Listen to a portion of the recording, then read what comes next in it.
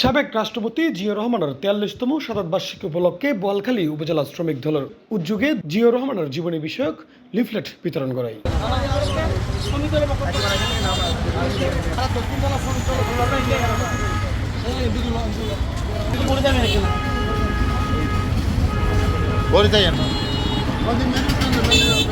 সোমবার ৩ জুন বিকেল ৩টায় উপজেলা শাকপুরা চৌমহনীত আহ্বায়ক মোহাম্মদ আকরাম হোসেন দুলাল ও সদস্য সচিব আব্দুল সত্তারের নেতৃত্বে এই কর্মসূচি পালন করা হয়।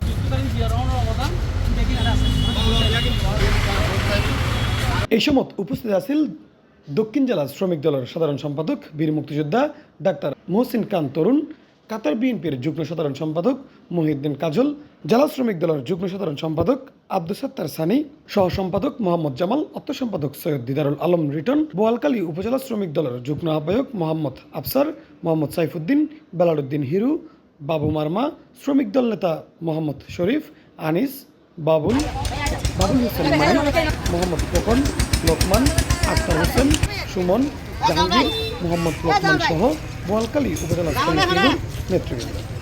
আমরা বোয়ালখালীবাসী তথা চট্টগ্রাম দক্ষিণ জেলা অত্যন্ত গর্বিত হয়েছি এবং চট্টগ্রাম দক্ষিণ জেলা শ্রমিক দল এদের মধ্যে একটা রক্তের সম্পর্কের মতো একটা সম্পর্ক আছে। আজকে সেই মরহুম নেতার ৪৩তম মৃত্যুবার্ষিকীতে উনার আত্মার মাগফিরাত কামনা করি।